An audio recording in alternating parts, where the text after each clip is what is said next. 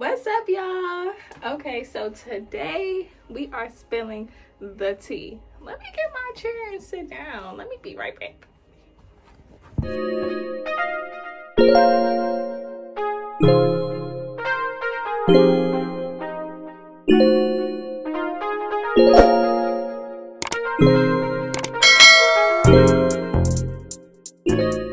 Hey y'all. Okay, so your girl is back and I'm going to spill the tea on how to start your own wax business. As you guys can see, this is like my little office space in my room section. So basically I have a lot going on. I have my retail products.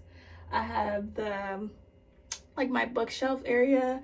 I have the top with my goodie bags for my clients. So that's just a little bit of what's in my background. Okay, so let's get to the video. So basically you guys want to know how to start a waxing company. So let's spill the tea. I'm going to give you guys 5 starter points, and I'm going to do a continuing video if you guys want me to go more in depth, but I'm just going to give you guys the 5 quick tips of what you need to start a waxing business. So number 1, you need to be a licensed esthetician or cosmetologist in any state that you're in, especially in the United States. I know other countries you don't really need a license from what I've heard. I'm not sure, don't quote me on that. But in the state of Maryland, you do need to be a licensed cosmetologist or an esthetician in order to have a waxing business anywhere.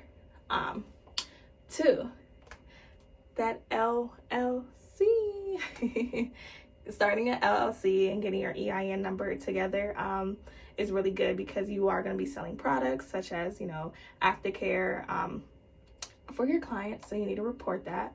And then also having an LLC that protects you, liability with all your clients, making sure your business is official, is under the United States of America. Okay, let's get that going.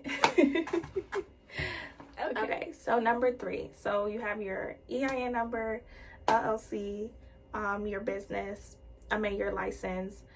You can also, number 3, get a trademark. I know it's very expensive, so this is not something that you may need to rush as soon as you start the business, but it's something that you need to get for your business before your business starts to blow up. A trademark is very important, so I'm definitely going to put that as number 3. Granted, it is expensive to get it right in the beginning, but at least like 2 months after you started to build up that revenue, save that money and get that trademark, sis, because you're about to be popping.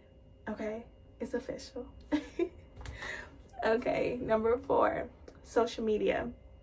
It's very important to get on all social media platforms, everything. Literally, that's how I market. I have a Facebook, I have a Twitter, I have an Instagram, I have a TikTok, I have a Triller. So definitely start to get on all social media platforms because many of people will see you and they want to see your work, they want to see your stuff, they want to see what you're doing. So definitely, and you want to expand, you want to have clientele from all over so they can tell their aunties and cousins, yeah, did y'all see that girl in Maryland doing that TikTok?